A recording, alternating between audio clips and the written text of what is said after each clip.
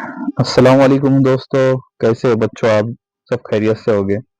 कुछ वजह थी, कुछ काम में बिजी होने की वजह से आगे के लेक्चर कंटिन्यू नहीं हो पा रहे थे, तो इंशाल्लाह अभी कंटिन्यू हो गए। हम रोज जैसे भी हो सके इंशाल्लाह तो चैनल पे एक एक लेक्चर्स ऐड करते जाएंगे, एक एक टॉपिक, एक एक लेसन। तो मैं सोच रहा था कि पहला जो ये जो लेसन है, मतलब पहला जो टॉपिक है, जो भारत दिफाई निज़ाम, तो इसको पहले हम खत्म करते हैं। किताब चैप्टर इंशाल्लाह 8-10 दिन के अंदर इंशाल्लाह खत्म कर देंगे, फिर बाद में दूसरा टॉपिक। तो अगर आपको अगर इसके बारे में कुछ करना हो तो नीचे कमेंट सेक्शन में आप कह सकते हैं। दूसरा एक मेरे दिमाग में और एक चल रहा था, अगर आप श्योर होगे, अगर आप अगर यस बोलते होगे तो इंशाल्लाह मैं वो भी करूंगा। सेकंड ये कि हम ये सब्जेक्ट, हमारा जो सब्जेक्ट है उर्दू में, लेकिन मेरा ऐसा चल रहा था कि यही सब्जेक्ट एक इंग्लिश में भी आता है, और जो समझने के लिए हमारे लिए आसानी होगी, ऐसा मुझे लगता है। बाकी आपकी मर्जी। आप क्या चाहते हो, आपको कैसा अच्छा लगता है? अगर आप बोलते हो डिफेंस स्टडीज, अगर हम अगर इंग्लिश में समझे तो इंग्लिश में रहेगा, लेकिन मैं उसको ट्रांसलेशन उर्दू में ही करूंगा। लेकिन उसको समझाना और उसको समझना एक आसान से रहता है। उर्दू हमारी लैंग्वेज है, मैं मानता हूँ। और बट लेकिन बहुत सी चीजें ऐसे जो कॉन्सेप्ट उसके अंदर आसानी से क्लियर हो जाते हैं, अलावा उर्दू के। तो उर्दू में तो आपको समझो क्लास में पढ़ाया ही जाएगा। जैसे ये इंग्लिश है, तो सेकेंड जो चैप्टर है हमने जो पढ़ा था, चैलेंजेस टू नेशनल सिक्योरिटी, तो नेशनल सिक्योरिटी के लिए क्या क्या चैलेंजेस है, ये हमने उर्दू में पढ़ा था या इंग्लिश में लिखा है, लेकिन मैं एक्सप्लेन आपको उर्दू में ही करूंगा। तो ये ज्यादा इजी रहेगा। इंडियन ओशन मैप है, ये आपको समझने के लिए। आप मुझे कमेंट में बताइए कि क्या करना है। अभी द थर्ड जो ये लेसन है, इंडिया डिफेंस सिस्टम, ये अगर आपको अगर इंग्लिश में चाहिए तो मैं इंग्लिश में पढ़ा दूंगा, या आपको चाहिए अगर उर्दू में ही चाहिए तो मैं उर्दू में पढ़ा दूंगा। आप प्लीज नीचे कमेंट सेक्शन में मुझे ज्यादा से ज्यादा लोग ये बताइए कि आपको ये लेक्चर जो है इंग्लिश में चाहिए या उर्दू में चाहिए। तो फिर इंशाल्लाह हम क्या करेंगे, वो लेसन इंग्लिश में, या फिर आपके बताए मुताबिक में। अगर ज्यादा लोग बोलते हैं कि उर्दू में चाहिए तो उर्दू में ही रहने देंगे, या ज्यादा बोलते हैं कि इंग्लिश में है लेकिन हमको उर्दू में एक्सप्लेन करना है, मतलब उर्दू में ही एक्सप्लेन करूंगा आपको, उसका वो पूरा ट्रांसलेशन वगैरह करके बताऊंगा। तो अगर आप एग्री हो तो इंशाल्लाह I will do it. Okay, तो ठीक है, आज हम शुरू करते हैं, हमारे लेसन की तरफ बढ़ते हैं हम। तीसरा जो लेसन है, भारत का डिफाई निज़ाम। अब देखो कैसा रहता है, उर्दू और इंग्लिश में आपको मैं फर्क बता रहा हूँ। डिफाई निज़ाम शायद ही बहुत मुश्किल लोगों को समझ, बहुत ही कम ही लोगों को समझ में आएगा डिफाई निज़ाम मतलब क्या। भारत का डिफाई निज़ाम, अब देखो ये इंग्लिश में जो कि कॉमन वर्ड है ना, इंडिया डिफेंस सिस्टम, यानी इंडिया का डिफेंस सिस्टम क्या है, कैसा काम करता है ना। तो इसलिए मैं बता रहा हूँ, दूसरा दूसरा कुछ नहीं, हमको लिखना तो उर्दू में ही है। जैसा आप जो बोलोगे वैसा हम करेंगे। आप जो जो बोलेंगे कि सर हमें इंग्लिश में नहीं चाहिए, हमें उर्दू में ही कंटिन्यू रहने दो, तो मैं उर्दू में ही कंटिन्यू रहने दूंगा। अगर आप बोलते कि नहीं सर हमें इंग्लिश में ही चाहिए और आप हमें उर्दू में समझाइए, तो इंशाल्लाह आई विल स्टार्ट। ओके, तो ठीक है, हम लेसन की तरफ बढ़ते हैं। और इंशाल्लाह आज से हम हमारे जो लेसन है वो कंटिन्यू करेंगे। कुछ बिजी शेड्यूल होने की वजह से, कुछ काम होने की वजह से जो कंटिन्यू नहीं हो रहा था। ठीक है, जो तीसरा सबक है, भारत का दिफाई निजाम। तो भारत का दिफाई निजाम कैसा है, इसके बारे में हम पढ़ेंगे। क्या है भारत, किस पोजीशन पे खड़ा है आज दुनिया में, यानी भारत का डिफेंस सिस्टम कैसा काम करता है। अब देखिए, जैसे हम देखते हैं कि भारत के हर जमीनी हिस्से के दिफाई यानी हिफाजत की जिम्मेदारी भारत की हुकूमत की है ना। किसकी है? भारत की हुकूमत की है, यानी सेंट्रल गवर्नमेंट की है। तो सदर जमहूरिया भारत के तीनों अफवाज के सरबराह होते हैं, यानी सदर जमहूरिया मतलब प्रेसिडेंट। तीनों अफवाज मतलब कौन से? हमारा एक है आर्मी, आर्मी, एक सेकेंड है नेवी, और थर्ड है एयरफोर्स। एयरफोर्स, ये तीनों अलग अलग तरीके से क्या करते, हमारे मुल्क की हिफाजत करते, यानी मुल्क को की हिफाजत करने में इनका तीनों का बहुत बड़ा रोल है। तो जो तीनों अफवाज है, ये तीनों जो अफवाज है, इनके सरबरा होते हैं, इनके हेड होते हैं कौन, हमारे सदर जमहूरिया प्रेसिडेंट। ये ध्यान रखना जरूरी है। अब उसके बाद है कि मरकजी विजरा काउंसिल की वजारत दिफा का सरबरा वजीर दिफा होता है।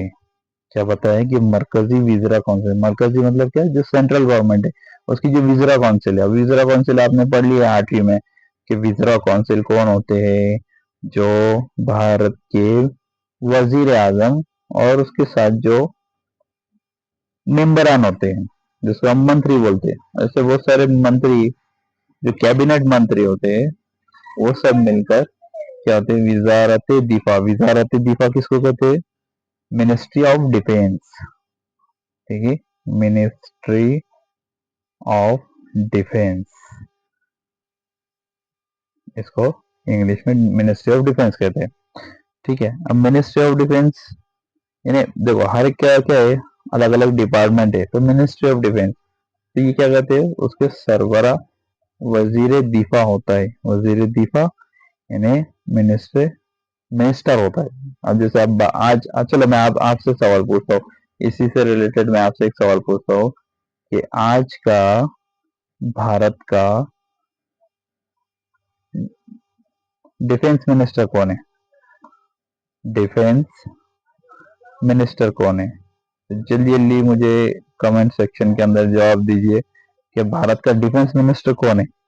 कौन है आज के भारत का डिफेंस मिनिस्टर। देखो आपने पास गूगल है, मोबाइल है, यूट्यूब है, हर चीज है, तो आप जल्दी से फटाफट गूगल कीजिए और मुझे जवाब दीजिए कि कमेंट सेक्शन के अंदर ये डिफेंस मिनिस्टर भारत का कौन है। ओके, अब देखो ये क्या होता है, मरकजी विजरा, मरकजी विजरा और मरकजी विजरा काउंसिल की वजारत दिफा का सरबरा वजीर दिफा होता है। यानी उसका वजीर दिफा मतलब मिनिस्टर, डिफेंस मिनिस्टर होता है, यानी उसका हेड होता है। और वजीर आजम को दिफा से मुतालिक मशवरात के लिए कौमी सलामती मशकिर मुकर्रर होते हैं। यानी इसका काम क्या होता है कि वजीर आजम को दिफा से मुतालिक यानी डिफेंस, जो हमें किस चीज़ों की ज़रूरत है, किस किस किस टाइप के, हथियारों की, किस किस चीज़ों की ज़रूरत है, और हमें हमारे मुल्क की हिफाजत कैसे करना है, तो इसके राय मशवरा देना, ये इसकी जिम्मेदारी होती है, किसकी, मिनिस्ट्री ऑफ डिफेंस की, डिफेंस मिनिस्टर की। ठीक है, अब नेक्स्ट, अब विजारत दिफा और इसके शोबे। विजारत दिफा यानी मीन्स, अब विजारत, अब देखो हर एक की क्या होती है, एक विजारत, विजारत दिफा मतलब क्या, एक हिस्सा, उसका एक डिपार्टमेंट होता है। इसका काम होता है कि कौन से मुल्क से हमको कौन से हथियार खरीदना है ना, कौन से मुल्क को बेचना है। जैसे हमने 2018 में 2018-19 के अंदर 2019 में फ्रांस से, ठीक है, फ्रांस फ्रांस से हमने हथियार खरीदा। क्या हथियार खरीदा था, कोई बताएंगे, हमने फ्रांस से क्या खरीदा था, फ्रांस से हमने एक एयरक्राफ्ट खरीदा था। कौन सा एयरक्राफ्ट, चलो आप ये भी है ना, क्या करेंगे, गूगल करके मुझे बताइए।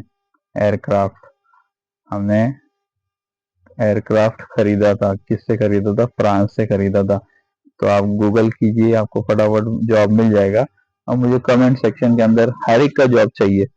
ठीक है, आप सिर्फ लेक्चर नहीं देखना, लेक्चर्स को देखते हुए ध्यान से सुनना, उसका जॉब भी देना, तो आपके पूरे साल भर में आपको क्या रहेगा, वो आपके माइंड में रहेगा। तो मैं आपको कमेंट करना इसलिए बोल रहा हूँ क्योंकि आपके वो चीजें आपके माइंड में रहेगी, आपके दिमाग में रहेगा। ठीक है, समझ में आ रहा है। तो हमने वो एयरक्राफ्ट खरीदा था। ठीक है, उसके अलावा S-400, ठीक है, S-400, S-400, ठीक है, ये जो मिसाइल है, ये हमने खरीदी थी किससे? रशिया से। रशिया से। अरे हमने मीन्स इंडिया ने। ओके, इसलिए मैं हम बोलते, क्यों हम क्यों बोलते, मैं हमेशा हम का इस्तेमाल क्यों करता हूँ? क्योंकि हम इंडिया से, है ना, हमारे पैसे थे, हमने ही खरीदा था, क्योंकि हम टैक्स पेयर हैं। हम क्या करते हैं, गवर्नमेंट को टैक्स देते हैं, हमारे टैक्स से चीजें आती है, इसलिए हमने खरीदा था। ठीक है ना? तो आप बोलेंगे सर आप कहा बाजार में गए खरीदने के लिए। ठीक है, तो ठीक है, हमने देखा कि आजादी के बाद वजारत दिफा कायम की गई, है ना। यानी आजादी, यानी हम भारत आजाद हो गया, तो भारत आजाद होने के बाद भारत को एक सिक्योरिटी की जरूरत थी, तो ये बनाया गया, एक डिपार्टमेंट बनाया गया जिसका नाम था वजारत दिफा। क्या नाम था? वजारत दिफा, जिसको इंग्लिश में कहते हैं मिनिस्ट्री ऑफ डिफेंस। क्या कहते हैं? Ministry of defence. Defence, ministry of defence. Okay, तो मिनिस्ट्री ऑफ डिफेंस, ये उसका नाम रखा गया। और उसकी वजह से वजारत दिफा के अहम कामों में इसे हासिल शुदा वसल की मदद से सरकारी पॉलिसियों को सिमत अदा करना। यानी इसकी वजह से क्या है, सरकारी पॉलिसी हो, यानी सरकार क्या करती है, गवर्नमेंट क्या करती है, हमारे लिए यानी अवाम के लिए पॉलिसियां बनाती है, उसको काम में लाने के लिए। और मंजूर शुदा प्रोग्राम की प्रोग्रामों की बजावरी शामिल है, यानी उसके ऊपर काम हो, है ना। यानी जैसा हम कुछ हम प्लान करते हैं, हमारे घर में भी हम क्या करते हैं, ये करना है वो करना है, तो उस तरह से उस पर अमल हो, उस पर काम हो, इस पर काम किया गया। इस वजारत के तहत दर्ज मुख्तलिफ शोबे सरगर्म है। अब उसकी वजह से नीचे अलग अलग शोबे बनाए गए, डिपार्टमेंट बनाए गए। चलो देखते हैं कौन कौन से। तो वो शोबे कौन कौन से? शोबे दिफा। ठीक है, शोबे दिफा। अब शोबे दिफा जैसे मिनिस्ट्री ऑफ डिफेंस, इस शोबे में अफवाज से मुतालिक काम, दफाई तखमीना, दफाई पॉलिसी, पार्लियामेंट के कामकाज, गैर ममालिक के साथ दिफाई ताउन वगैरह शामिल है ना। यानी इसके अंदर क्या होता है कि कौन से मुल्क से कौन से हथियार खरीदने हैं, कौन से हथियार बेचने हैं, है ना। जैसे हम भी वो से डिफेंस सिस्टम में हम चीजें बनाते हैं, जैसे डीआरडीओ। डीआरडीओ अगर आपने नाम सुना होगा, इसका फुल फॉर्म होता है डिफेंस रिसर्च डेवलपमेंट ऑर्गेनाइजेशन। अब इसका काम होता है कि नई नई चीजों को इजाद करना, नई नई चीजों को बनाना। ठीक है, अब दिफाई मंसूबात का शोबा। दिफाई मंसूबात यानी क्या? मंसूबात यानी इस शोबे का ताल्लुक खुसूसी तौर पर तीनों अफवाज और मुतल्लिका शोबों को दरकार मुख्तलिफ अशिया से मुतालिक है। यानी इन अफवाजों का, अब देखो फौज तो हमने बना दिए, लेकिन बिना उनको हथियार के, बिना चीजों के क्या वो लड़ पाएगी क्या सरहद पर? इसलिए इनको वो चीजें प्रोवाइड करवाना, मुहैया करवाना, ये दिफाई मंसूबात का शोबे का काम होता है। जिसमें दिफाई पैदावार के कारखाने, जैसे बंदूक वगैरह, AK-47, ऐसे बहुत से जो टैंक वगैरह है, जो आपने देखे होंगे मूवीज वगैरह के अंदर, कि फौजी कैसे किस तरह काम करते हैं। दिफाई साजो सामान, आम पैदावारी मजलिस, बम वगैरह है ना, RDX है, ऐसे बहुत सी चीजें जिससे इनको ये चीजें मुहैया करवाई जाती है, प्रोवाइड कराई जाती है। मुख्तलिफ सामान और इनके कुल पुर्जे बरामद शुदा दिफाई साजो सामान की मुल्की कारी वगैरह जैसे शोबों की मनसूबाबंदी और इंतजाम वगैरह शामिल है। यानी इनका काम ये होता है कि इनको ज्यादा से ज्यादा सामान प्रोवाइड करा जाए, जो अफवाज के आने जाने के लिए चीजें वो इन तक दिए जाए, ताकि ये क्या कर सके, आप आसानी से काम कर सके। तो इनका काम होता है, दिफाई मंसूबात का काम होता है कि जो फौज वगैरह होती है या फौजी होती है, इनको सामान प्रोवाइड करवाना, जो उनको जो भी चीजों की उनकी जरूरत है, उनकी जरूरत को पूरी करना। एक शॉर्टकट में ये बात समझ लो। ठीक है, अब उसके अलावा है दिफाई तहकीक व फरोग का शोबा। अब दिफाई तहकीक, तहकीक दिफाई तहकीक व फरोग का शोबा, यानी कोई भी जो नई नई चीजें लाना। ठीक है, तो भारत को मुख्तलिफ दिफाई साजो सामान की पैदावार मुख्तलिफ साइंसी मालूमात और मशवरा फराहम करना और तहकीक करना इस शोबे के अहम काम है ना। देखो क्या होता है, पता है क्या, आजकल टेक्नोलॉजी इतनी फास्ट हो चुकी है। पहले के ज़माने में ऐसा नहीं था। पहले पहले के वक्त में ऐसा नहीं था, लेकिन अभी टेक्नोलॉजी वो थे। जैसे अभी दुश्मन कहाँ छुपा है, उसको कैसे खोजे, उसको कैसे बिना किसी को नुकसान किए हुए दुश्मन के ऊपर हमला करना, है ना। समझो, मान लो अब इतनी पूरी यहाँ है, यहाँ पे सब पब्लिक है, यहाँ पूरी पब्लिक है, पॉपुलेशन है पूरा, और इसके बीच में क्या है, दुश्मन हमारा घुसा पड़ा है, छुपा है। तो बिना इन पब्लिक को नुकसान किए दुश्मन को कैसा पकड़ा जाए, कैसे उसको बाहर निकाला जाए और कैसा मारा जाए, ये सब अलग अलग टेक्निक से उसका इस्तेमाल होता है ना। तो बराबर आजकल ऐसी ऐसी मिसाइल भी निकली है कि अलग अलग ये होते क्या किया जाता है, बराबर दुश्मन को मारा जाता है ना। और समझो, फॉर एग्जांपल, जैसे ये हमारा भारत और पाकिस्तान की बाउंड्री है ना, जिसको एलओसी का कहते, क्या कहते हैं, LOC, line of actual, line of control, ठीक है। अब मान लो यहाँ पर टैंक है, ये है भारत का टैंक, ठीक है। यहाँ पर है दुश्मन। अब रात में कोई अंदर में घुस रहा है, ये दुश्मन यहाँ से घुस रहे अंदर, है ना। ये दुश्मन यहाँ से आगे बढ़ रहे हैं, यहाँ पे उसके टैंक है, यहाँ पे दुश्मन के टैंक है। तो यहाँ पर क्या होता है, यहाँ पर दुश्मन पे मिसाइल से हमला किया जाता है। अब दुश्मन तो रुका हुआ नहीं है, दुश्मन कंटिन्यू क्या कर रहा है, आगे बढ़ रहा। तब मिसाइल क्या होती, अपना टारगेट भूल जाती। तो इसलिए क्या किया जाता है, आजकल आजकल एक नई टेक्निक टेक्निक यूज होती है। क्या है पता, एक होती है बैलिस्टिक मिसाइल, जो सीधा अपना टारगेट पे हिट करती है। बट बैलिस्टिक मिसाइल क्या है, अब ये टैंक क्या है, ठीक है, बैलिस्टिक मिसाइल का प्रॉब्लम ये, अब ये टैंक क्या है, यहाँ पर ये हमला करेंगी, बट ये तो टैंक तो कंटिन्यू आगे बढ़ रहा है ना, ठीक है। अब ये क्या होगा, ये टैंक जो है, अब देखो तुमको फिर से बताता हूँ। अब ये टैंक यहाँ पर है, टैंक यहाँ पर है, टारगेट यहाँ का लगाया था, लेकिन ये जो टैंक है ये यहाँ से हटकर कहाँ आ गया, यहाँ आ गया, मिसाइल यहाँ पर गिरेगा, है ना। तो उसके लिए अब एक नई न्यू टेक्निक आई है, जो वो दूसरी मिसाइल का यूज किया जाता है ऐसी जगह पर।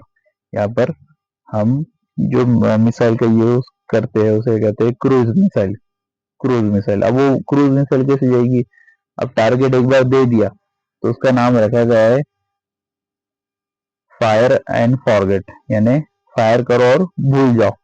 ये कैसा भी ऐसा ऐसा ऊपर नीचे, अब दुश्मन कहाँ भी जाओ, चाहे वो हवा में उड़ो या जमीन के नीचे जाओ, कैसा भी जाओ, ये क्या करेगी, उसको जाकर बाद में हिट करना ही करना है। बैलिस्टिक में इसको कहते हैं हम क्या, क्रूज मिसाइल, ठीक है। जैसे आपको, चलो मैं एक एग्जांपल देता हूँ। आपने एक मूवी देखी होगी, सलमान खान की एक मूवी है पार्टनर, उसका शॉट देखा होगा। चलो आपको मैं लेसन के दौरान ही एक मैं मूवी का तो एक उसको एग्जांपल देखिए, एग्जांपल के समझने के लिए आपको बता रहा हूँ, हाँ। इसके पीछे दूसरा कोई मोटिव नहीं है, ताकि आप आसानी से समझे कि एक्चुअल में मतलब कैसा रहता कि जो बैलिस्टिक मिसाइल है और उसके अलावा क्रूज मिसाइल है वो कैसा काम करती है। इसलिए मैं आपको एक मूवी का शॉट बता रहा हूँ, ठीक है। देखो बच्चों, ये जो शॉट है, एक्चुअल में ये क्रूज मिसाइल किस तरह काम करती है उसको समझने के लिए मैं ये शॉट आपके सामने पेश कर रहा हूँ। तो ये मूवी का सीन बताने का मकसद ये कि क्रूज मिसाइल काम कैसे करती है। अगर एक जगह अगर टारगेट फिक्स किया तो वो टारगेट अपना कभी नहीं बोलती, इसलिए उसे कहा जाता है फायर एंड फॉरगेट, ठीक है। ये पागल है क्या? मैं क्यों बोलूंगा गो बेबी को? ये तेरी आवाज सुनता है, तू बोल रहा है गो बेबी को।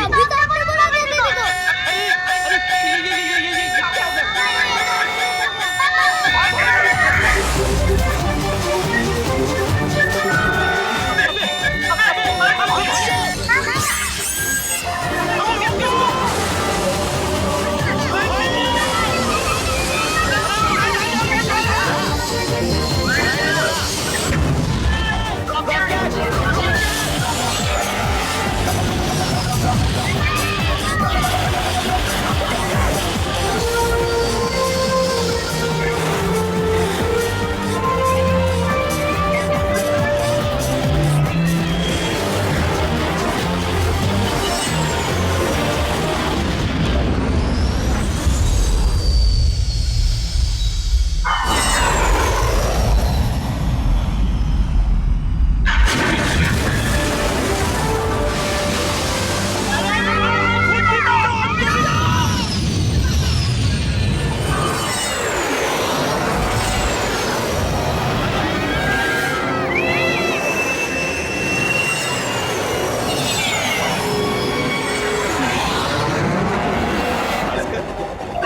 मुझे पानी से निकलने दे, बचा ले मुझे भगवान।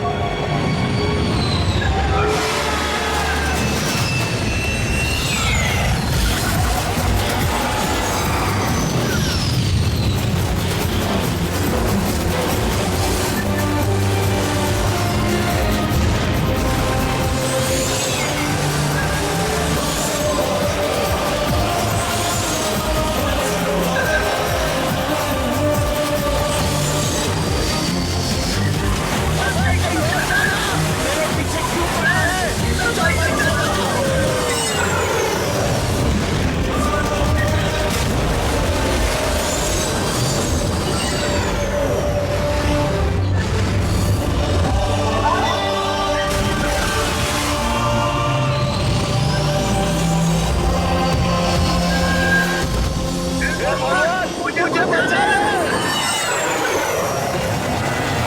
भास्कर, एक बार बचने दे, नाची।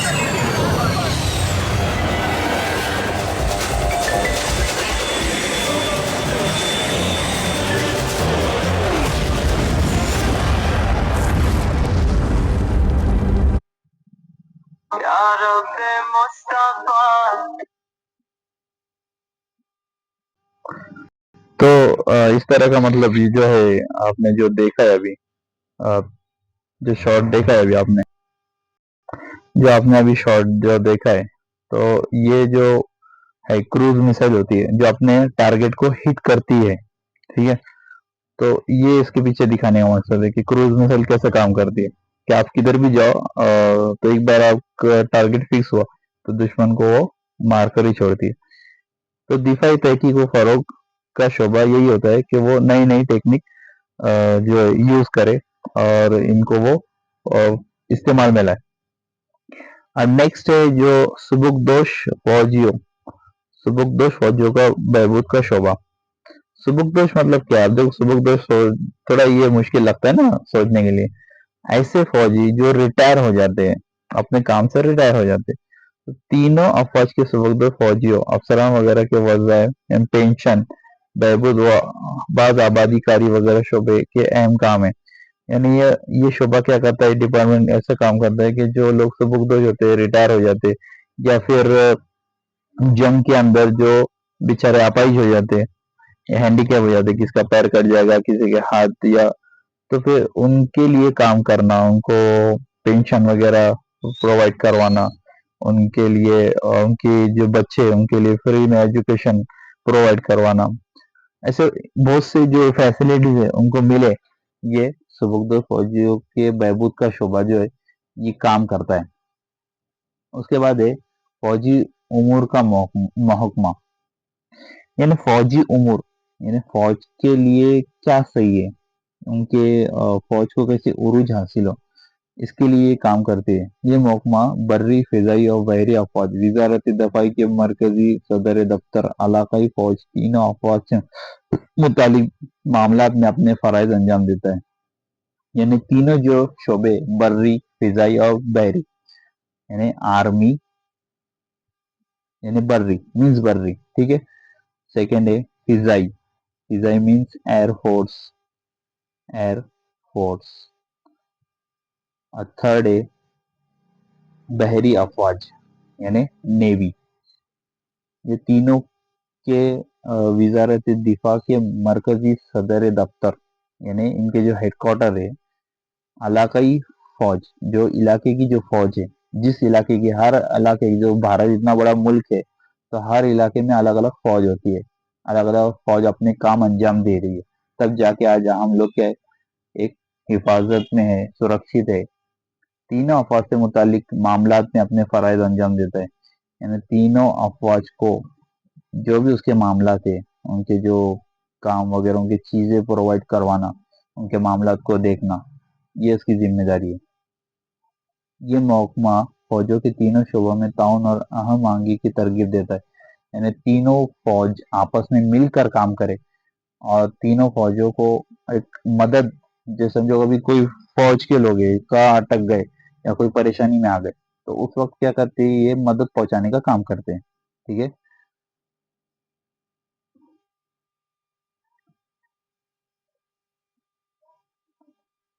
अब देखते हैं इनकी रैंक। अब अफवाज वजारत दिफा के मातहत 3 मसले अफवाज होती है: बर्री फौज, बहरिया, फिजाइया, यानी आर्मी, एयरफोर्स और नेवी। बैरूनी हमलों से मुल्क की हिफाजत करना इन अफवाज की जिम्मेदारी होती है।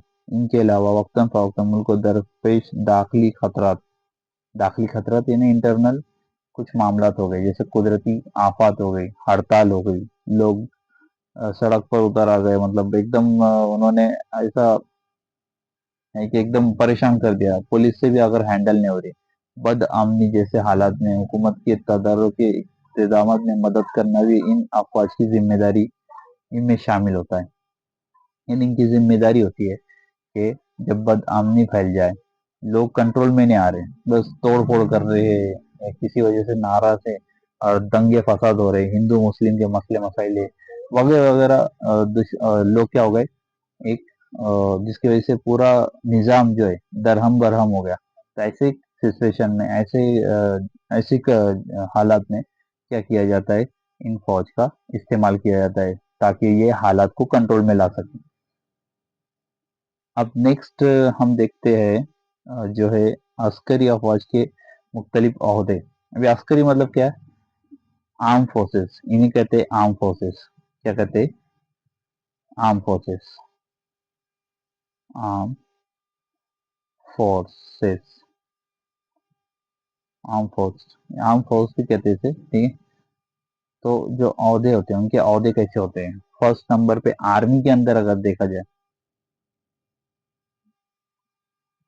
आई थिंक आप लोग समझ सकते हैं। देखो, आप टेबल अगर देख लेंगे तो इसमें कोई मुश्किल नहीं, इसमें समझाने जैसा कोई नहीं। अगर फर्स्ट जो लेवल है वो आर्मी के अंदर फील्ड मार्शल है, ठीक है, फील्ड मार्शल। सेकेंड है जनरल। और अब आई थिंक मुझे आपको ये बोल दूं कि आप लोगों को ये चीजें याद होनी चाहिए। आपको मुंह जबानी याद होनी चाहिए कि आर्मी के अंदर सबसे ऊपर की जो पोस्ट होती है वो कौन सी होती है। जो फर्स्ट होती है फील्ड मार्शल, सेकेंड होती है जनरल, उसके नीचे होते हैं लेफ्टिनेंट जनरल, उसके बाद है फोर्थ है मेजर जनरल, ब्रिगेडियर, सिक्स है कर्नल, ठीक है। देन सेवेंथ अगर देखे, सेवेंथ में अगर है तो कैप सेवन, सेवन जो है लेफ्टिनेंट कर्नल, एट है मेजर और नाइन्थ है कैप्टन। आई थिंक आप लोगों को ये सब याद होना चाहिए क्योंकि मैंने ऐसे कई बच्चे देखे। जैसे ध्रुव एकेडमी के अंदर एक बच्ची है, थर्ड स्टैंडर्ड में, यकीन नहीं करेंगे, उस बच्ची से पूछा गया था तो उस बच्ची ने पूरे ये जो है नाम बताई थी उसने, बिना देखे, क्योंकि उसे याद थे। और टेंथ में है लेफ्टिनेंट। तो इसमें कोई समझाने जैसा तो नहीं है, ये रैंक वाइज है। नेवी में देखेंगे तो admiral of admiral of the fleet, admiral, vice admiral, rear admiral, कोम, कोमो कोमोडोर। अब कुछ बच्चे पूछेंगे सर क्या आपको ये याद है, तो मैं एकदम हॉनेस्टली बोलूँ तो मुझे ये सब याद नहीं है, क्योंकि हमारे वक्त में ये सब सिलेबस में नहीं था, हमारी पढ़ाई के वक्त में नहीं था। इसलिए मैं आपसे ये करूँगा, रिक्वेस्ट करूँगा कि आप इसे याद करो, ये आपके लिए बेहतर है, आपके लिए काम आने वाली चीज़ है। जनरल नॉलेज, एक जनरल नॉलेज है, commander, lieutenant commander, lieutenant, sub lieutenant. और उसी तरह इसमें देखेंगे एयरफोर्स के अंदर तो marshal of the air force, air chief marshal, air marshal. Then उसके नीचे देखेंगे air air vice marshal, air commander. उसके बाद है ग्रुप कैप्टन, विंग कमांडर। उसके नीचे आएगा स्क्वाड्रन लीडर। देन उसके नीचे फ्लाइट लेफ्टिनेंट और नीचे सबसे नीचे जाएगा फ्लाइंग ऑफिसर। यानी ये हर एक की पोस्ट है हर फील्ड में, यहाँ चीफ ऑफ नेवी, आर्मी और एंड एयर स्टाफ। तो ये सब उनकी पोस्ट है। तो इसमें कुछ पढ़ाने जैसा तो है नहीं। तो जैसे इंडियन आर्मी की रैंक है ना, उनकी रैंक कैसी देखी जाती है? जनरल, जनरल की रैंक देखेंगे तो उसमें क्या क्या रहेगा? और उसमें अशोक स्तंभ का चार्ट रहेगा, फिर उसके साथ जनरल की एक मार्क रहेगा। उसके अलावा उनको यहाँ पर भी एक अलग सा मार्क रहेगा, यहाँ एक अलग मार्क रहेगा। लेफ्टिनेंट जनरल का भी एक अलग रहेगा। यहाँ पे सिर्फ एक ही दो तीन ही मार्किंग है, जिस तरह हम देख रहे हैं। उसके अलावा मेजर जनरल के अंदर ये जो साइन है ना, ये आई थिंक उनकी जो साइन होती है, आर्मी की साइन होती है। तो ये आप देख लीजिए आपके हिसाब से, है ना। और आई थिंक अगर आप लोग मुझे हॉनेस्टली पूछो तो मैं झूठ नहीं बोलूंगा, मुझे खुद इसके बारे में इतना पता नहीं है। क्योंकि हमारे वक्त में, हमारी पढ़ाई के वक्त में सब चीजें नहीं होती थी। और मैं एक ये करता हूँ कि काश कि हमारे वक्त में, जब मैंने फर्स्ट टाइम जब 9th या 10th को जब देखा था, जब सिलेबस में ऐड हुआ था, तो मैं सोचता था काश कि हमें सब ये फील्ड की मालूमात होती थी। कि आप लकी हो, आप खुश नसीब हो कि आपको ये सब चीजें मिल रही है, तो इसका फायदा उठाओ, कुछ जानने की कोशिश करो। क्या पता, इंशाल्लाह हो सके तो, अगर हो सकता है आप लोग आर्मी और नेवी या एयरफोर्स के कमांडर बने, है ना। हम भी चाहते हैं कि मुस्लिम कौम के बच्चे भी आगे जाए। तो हो सके तो आगे बढ़िए, कोशिश कीजिए। ये जो सबक है आपको इसके अंदर, इसका मतलब आपके सिलेबस में ऐड किया गया है, तो ये आप बहुत लकी हो गए, आपको ये सब मिल रहा है। हमें ये मिलता नहीं था, और ना ही ये ऑनलाइन कोई सिस्टम होती थी। तो है तो उसका फायदा उठाओ। सो देखो, इंडियन एयरफोर्स है, उसके लिए कैसे है, उसके अलावा जेको यानी को जवान के लिए कैसे दिए जाते हैं इंडियन आर्मी के अंदर। इंडियन एयरफोर्स के अंदर देखो उनके कैसे जो साइड्स के जो ये लगे होते हैं, बैच उसको बोलते हैं। और ये सब slaves, martial of the air force, air chief martial, सबके अलग अलग होते हैं। आप उसे देखिए, खुद से मुताला कीजिए, खुद से उसका स्टडी कीजिए। इंडियन नेवी की देखो रैंक किस बिना पे देखी जाती है, इंडियन नेवी का भी यहाँ पर बताएगा। तब ये तीनों अफवाज जो है, तीनों फौज क्या करते हैं, हमारे मुल्क की हिफाजत में एक बेहतर निजाम काम करते हैं। अब इसके अलावा देखो, चलो अब ये तीनों का नाम तो आता है। अब इसके अलावा इसको बोलते हैं नीम अस्करी अफवाज। अब ये जो होते हैं, ये लोग बेचारे तो इनका नाम भी नहीं आता दूर दूर तक। तीनों अफवाज के अलावा जो काम करने वाले लोग हैं, इनको हम बोलते हैं arm forces. Arm forces, forces. जैसे आपने एक ये देखी होगी, एक सीरीज देखी होगी द फैमिली मैन। तो उसके अंदर वो कैसे करते हैं, रॉ रॉ भी एक काम होते हैं, जासूस वगैरह जो काम करते हैं। या फिर आपने सलमान खान की जो मूवी देखी होगी, टाइगर अभी जिंदा है, उसके अंदर वो कितना जासूसी से काम करते हैं। तो ऐसे लोग जो होते हैं, यही उसके अंदर आते हैं, ये डिपार्टमेंट के अंदर आते हैं, नीम अस्करी अफवाज। तब देखो, नीम अस्करी अफवाज के अंदर, अस्करी अफवाज की बनस्बत नीम तरबियत याफ्ता और महदूद खुद हिफाजती काम अंजाम देने वाली अफवाज को नीम अस्करी अफवाज कहा जाता है ना। यानी इनका कोई जैसा अफवाज है, उसी तरह ये भी काम करते हैं, लेकिन कुछ काम छुप करके करते हैं। इन अफवाज की तश्कील, जंगी पॉलिसी, तरबियत, अहम मांग, तहजीब और जिम्मेदारी अस्करी अफवाज की तरह ही होती है। यानी जैसा ये लोग काम करते हैं, जैसे नेवी, आर्मी, एयरफोर्स जो काम करते हैं, उसी तरह ही काम करते हैं। अगर आपको इसके बारे में समझना है, देखना है, तो आप सीरीज देखिए द फैमिली मैन, या फिर सीरीज एक the family man, family man, ठीक है। या फिर टाइगर अभी जिंदा है, मूवी भी देख सकते हैं आप, तो उसको आपको समझ में आएगा। मतलब मैं आपको इसलिए बोल रहा हूँ कि ताकि आपके कॉन्सेप्ट क्लियर हो। तो ये किस तरह काम करते हैं हमारे मुल्क के लिए, किस तरह ये काम करते हैं, दिखाने का, बोलने का मतलब ये है। इसके बावजूद ये मुल्क के अस्करी अफवाज का हिस्सा नहीं होते। मसलन national rifles, Assam rifles, national rifles, Assam rifles, ये जो है आसाम, जो है आसाम के ऊपर का जो हिस्सा है, जो चाइना बाउंड्री है, उस पर ये तैनात रहते हैं, ये लोग काम करते हैं, ठीक है। और कहीं ना कहीं मतलब इनका नाम कहीं आता नहीं है, ठीक है। तो इस तरह हमने ये सबक समझा, तो इंशाल्लाह नेक्स्ट जो सबक है, लेसन, हम जल्दी लाएंगे। आई होप, मैं उम्मीद करता हूँ कि आप लोग इसे अच्छी तरह समझे होंगे। तो इस लेसन को ज्यादा से ज्यादा दूसरों तक शेयर करें, लाइक करें। और हमारे जो चैनल है, इंटेलिजेंट गुरु, इसको सब्सक्राइब करें। दुआ में याद रखिएगा। अस्सलाम वालेकुम वरहमतुल्लाहि वबरकातुहू।